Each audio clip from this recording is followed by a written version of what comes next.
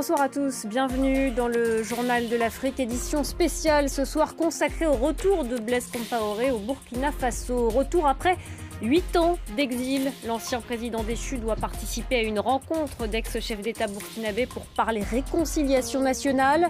Mais vous verrez que ce retour fait polémique car Blaise Compaoré est sous le coup d'une condamnation par contumace à la prison à vie pour son rôle dans l'assassinat de son prédécesseur Thomas Sankara. Nous irons dans ce journal à Ouagadougou retrouver Abdoulaye Bari, notre correspondant. Khalid Aussi, ancien correspondant au Burkina, sera lui en plateau, tout comme l'avocat de Blaise Compaoré, maître Pierre-Olivier Sur. Et nous serons aussi avec maître Guy Hervé Cam, avocat des familles victimes dans l'affaire Sankara. Cela fait donc 8 ans qu'il n'avait pas foulé le sol de son pays. Blaise Compaoré est arrivé tout à l'heure à Ouagadougou. L'ancien président a voyagé depuis Abidjan dans un avion mis à sa disposition par la Côte d'Ivoire où il vit en exil. On va écouter tout de suite quelques réactions de ses partisans à son arrivée à Ouagadougou. On est très émus. On ne sait même pas quoi dire. On ne sait pas comment remercier Dieu et remercier notre chef de l'État, le colonel Paul-Henri Sandaogo. Le président d'Amiba a choisi pour unir tous les anciens présidents. Il sait qu'il y a quelque chose qu'il doit apprendre chez eux, puisque la paix revienne. Le président Blaise Compaoré a travaillé durant 27 ans pour ce pays. Sous son règne, le Burkina était apaisé. On peut dire que toute la sous-région était apaisée. Et à Ouagadougou, on va tout de suite retrouver notre correspondant Abdoulaye Bari. Abdoulaye, bonsoir. Au-delà de ces partisans qu'on vient d'entendre, quel accueil a été réservé à l'ancien président aux 27 ans de règne? Comme vous l'avez noté, ce soir, il y a 3 Burkina Faso. On a d'un côté la junte au pouvoir et les partisans de Blaise Compaoré qui ont donc réservé un accueil à l'ancien chef d'État. Il est très content donc de revoir fouler le sol burkinabé après 8 ans d'exil en Côte d'Ivoire sans être inquiété par la justice burkinabé. De côté, on a les Sankara, mais aussi les défenseurs des droits de l'homme qui aujourd'hui dénoncent une atteinte grave à la justice, mais aussi... Abdoulaye Bari, on a un petit problème de connexion avec vous. On essaiera de vous retrouver dans quelques instants à Ouagadougou. Khalid Aussi, bonsoir. Vous êtes journaliste France 24, ancien correspondant au Burkina Faso. On l'a vu, donc un accueil plutôt chaleureux de la part de ses partisans, mais le pays reste tout de même divisé sur sa venue. Oui, c'est un accueil partagé. On peut dire que ses partisans l'ont accueilli, une dizaine de personnes, plusieurs dizaines de personnes d'ailleurs, l'ont accueilli à l'aéroport de Ouagadougou, même s'ils n'ont pas pu l'apercevoir.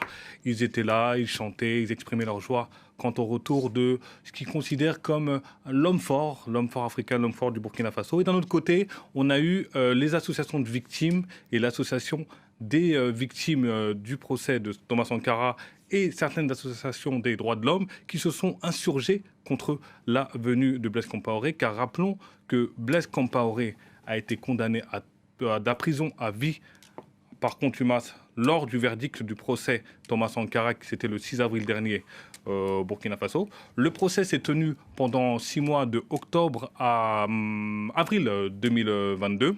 D'ailleurs, lors du procès, il ne s'est pas présenté car ses avocats, nous avons la personne de Pierre-Olivier Sur dans notre plateau, avaient évoqué une juridiction d'exception et un procès politique. Maître Pierre-Olivier Sur, bonsoir. Vous êtes l'avocat de Blaise Compaoré. Merci beaucoup d'être avec nous sur ce plateau. Blaise Compaoré, Khalid Aussi vient de le dire, n'était pas présent lors de ce procès de l'assassinat de Thomas Sankara. Là, 4 mois après cette condamnation par contumace, finalement, il est de retour dans son pays. Qu'est-ce qui a changé ? Écoutez, il n'était pas présent au procès, mais il est présent face à l'histoire, face à la grande histoire du Burkina Faso, qui doit se tourner vers l'avenir et non pas vers le passé. L'avenir, c'est quoi ? C'est une nation qui, aujourd'hui, a le devoir de lutter contre l'ennemi qui ronge cette nation. Cet ennemi vient de l'extérieur, il s'est infiltré à l'intérieur, et il est temps, on le sait bien, tandis qu'il y a des exactions tous les jours, des attentats tous les jours au Burkina, que l'esprit de nation, l'esprit du Burkina soit réuni autour de la continuité de ces anciens présidents de la République qui ont fait du Burkina Faso un grand pays pour montrer qu'ils sont là, autour du lieutenant-colonel président de la République Damiba, et montrer que l'unité de la nation fait la force d'aujourd'hui et l'espoir de demain. Un mandat d'arrêt a tout de même été émis à l'encontre de Blaise Compaoré, votre client. Ça signifie qu'une fois sur le sol burkinabé, la police peut l'arrêter à tout moment. Est-ce que vous avez eu des garanties de la part des autorités qu'il ne sera pas arrêté? Il est arrivé avec un avion officiel qui a été affrété par la Côte d'Ivoire. Une fois qu'il a retrouvé le sol de son pays et qu'il a entendu le cri de ses supporters, c'est un hélicoptère qui l'a amené jusqu'au palais présidentiel. Vous imaginez bien qu'on est très loin d'un mandat d'arrêt. Khalid-Douci, ce retour de Blaise Compaoré, il intervient, Maître Pierre-Olivier Sur l'évoquait, parce qu'il y a cette réunion prévue d'ici la fin de la semaine dans un but de réconciliation nationale face à la recrudescence des attaques djihadistes dans le pays. Oui, on est vraiment dans une réconciliation parce que, on va rappeler le contexte, le président Damiba est arrivé au pouvoir le 24 janvier 2022.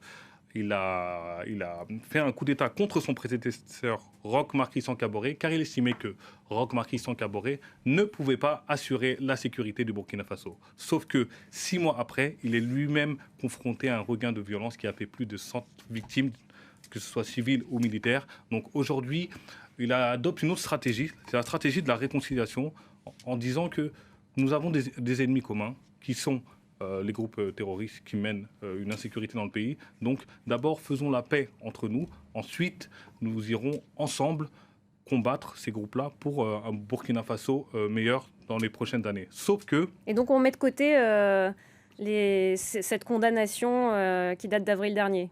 Sauf que le problème se trouve que Blaise Compaoré est condamné, ça c'est un fait, à la prison à vie.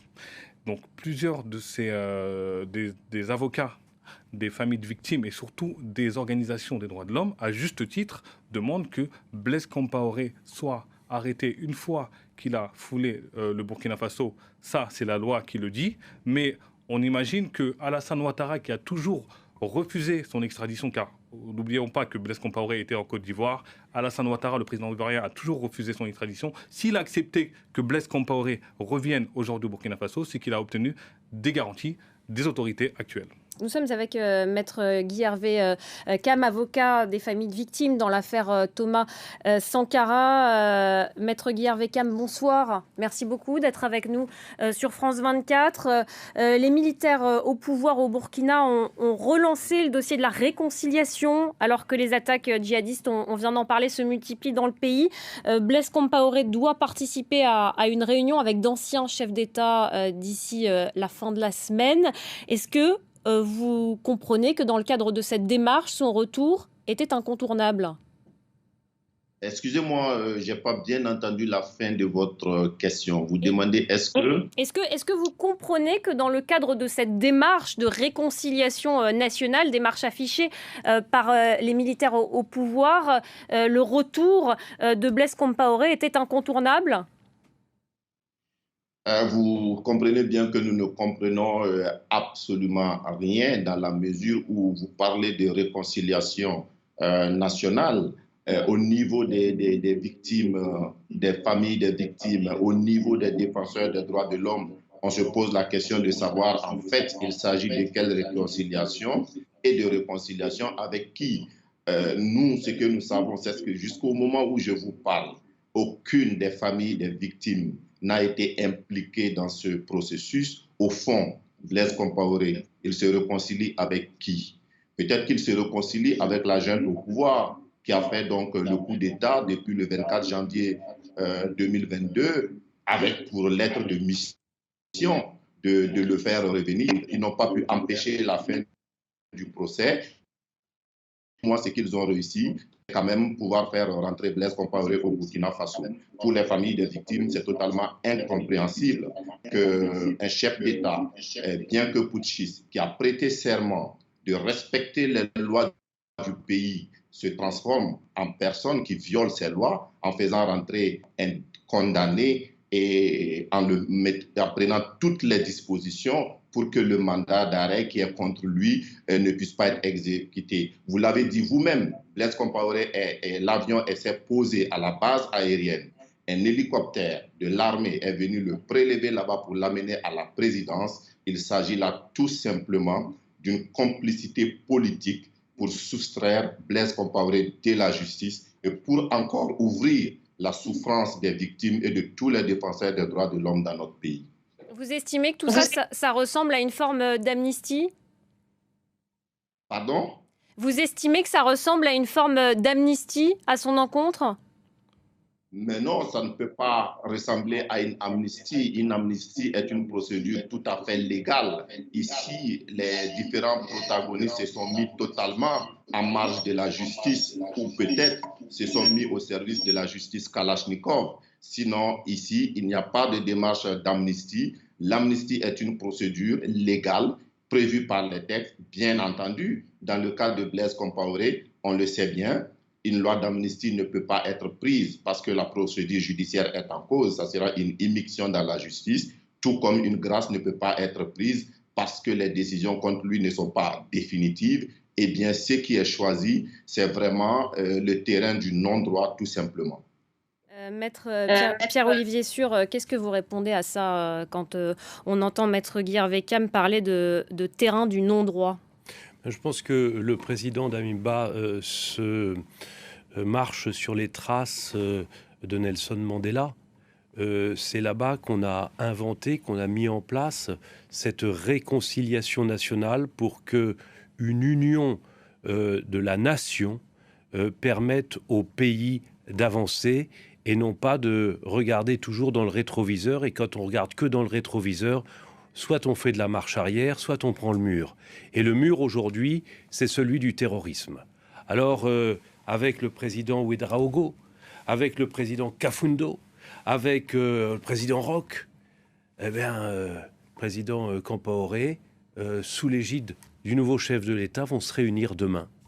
Ils vont se réunir demain pour montrer que la continuité, au-delà des drames, au-delà des soubresauts de l'histoire, n'est pas un vain mot et que le Burkina Faso est un pays qui, comme la France, comme les États-Unis, comme tous les pays, ont eu des hauts et des bas, mais existe et lève la tête. Et lever la tête, c'est regarder devant. Est-ce que tout ça peut se faire malgré cette condamnation qui date seulement d'avril dernier, condamnation à la prison à vie? Oui. Est-ce qu'on peut oublier ça? Alors, vous savez que cette condamnation, nous ne l'avons pas reconnue.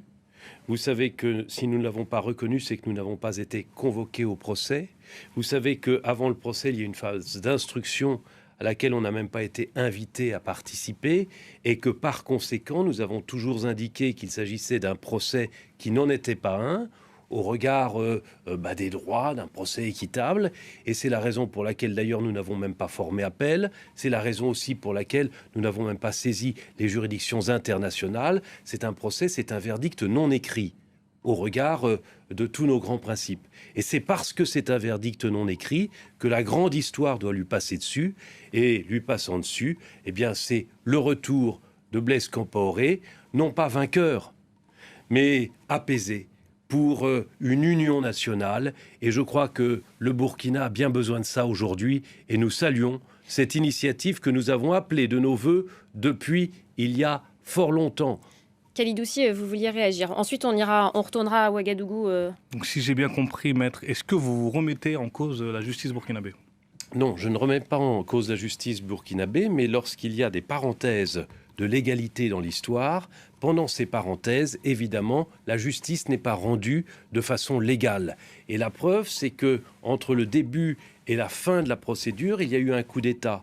Et la preuve de la preuve, c'est que pendant la mise en œuvre de ce coup d'État, la Constitution a été, les effets de la Constitution ont été levés. Dès lors, le procès ne se fonde plus sur un bloc juridique. Et ce procès est, à mes yeux, a donné lieu à un verdict non écrit au regard du droit international. On va partir à Ouagadougou retrouver Abdoulaye Bari. Abdoulaye, le retour de Blaise Compaoré, même si il est bref, on ne sait pas combien de temps exactement il va rester dans le pays, il pourrait avoir des conséquences politiques au Burkina Faso? Oui, on va assister désormais à une sorte de redistribution des cartes, à une polarisation de la situation politique au Burkina, puisque notons que depuis l'arrivée de la junte au pouvoir le 24 janvier, il y avait une sorte d'accalmie, il y avait un environnement apaisé, une situation politique apaisée, mais désormais les lignes devraient bouger. Et dès aujourd'hui, il y a l'unité d'action syndicale qui a déjà lancé un mot d'ordre, et d'ici là, on dénonce, pas un mot d'ordre, mais dénonce donc le fait que la junte au pouvoir sacrifie la justice donc sous l'autel de la réconciliation. Donc les familles, voire même les partisans de Thomas Sankara et les défenseurs des droits de l'homme devraient pouvoir se faire entendre dans les jours à venir. On peut dire que ce pacte d'accalmie qui était au Burkina jusque-là vient d'être rompu. Blaise Compaoré, qui est sous quand même le mandat d'arrêt international après avoir été condamné à la perpétuité par contumace. Vous ne croyez pas que les défenseurs des droits de l'homme devraient aujourd'hui d'abord regarder ce qui se passe dans le pays en termes d'insécurité et souhaiter la paix et une paix durable et comprendre que cette paix passe par une réconciliation nationale? J'aimerais qu'on retrouve Maître Guy Hervé Cam, avocat des familles de victimes dans l'affaire Thomas Sankara. Maître Guy Hervé Cam, est-ce que vous avez prévu de réagir dans les jours qui viennent? Vous avez prévu des actions? Certainement, absolument. Nous avons déjà rencontré le procureur de la justice militaire aujourd'hui qui nous a assuré que pour sa part, il y avait bien un mandat d'arrêt et que le mandat d'arrêt devait être exécuté. Nous comprenons aujourd'hui que nous sommes dans un état où l'autorité politique, par nature, il est dans son ADN, puisque c'est une autorité putschiste, que l'autorité politique n'est pas dans une optique d'état de droit et que par conséquent, il va sans doute falloir agir par d'autres moyens, et bien comme on a fait depuis 34 ans, depuis 35 ans pour obtenir la justice. C'est comme un recommencement par rapport aux familles des victimes qui sont résilientes, qui se sont toujours battues. Eh bien, je peux vous assurer que, accompagnés de tous les défenseurs des droits de l'homme, ils sont encore déterminés à se battre pour que force reste à la loi.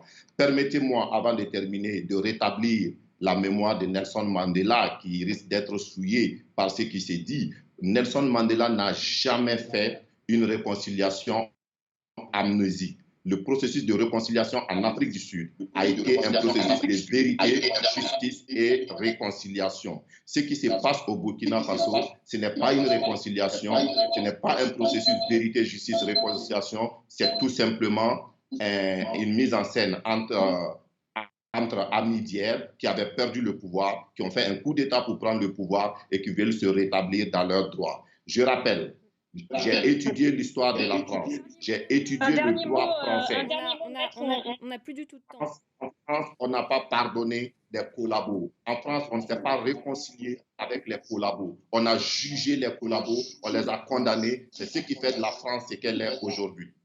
Merci. Mon frère a un petit peu de raison concernant un président qui a tenu le pays pendant 27 ans, qui a fait du Burkina Faso un grand pays, reconnu sur la scène internationale, dont la culture est aujourd'hui admirée.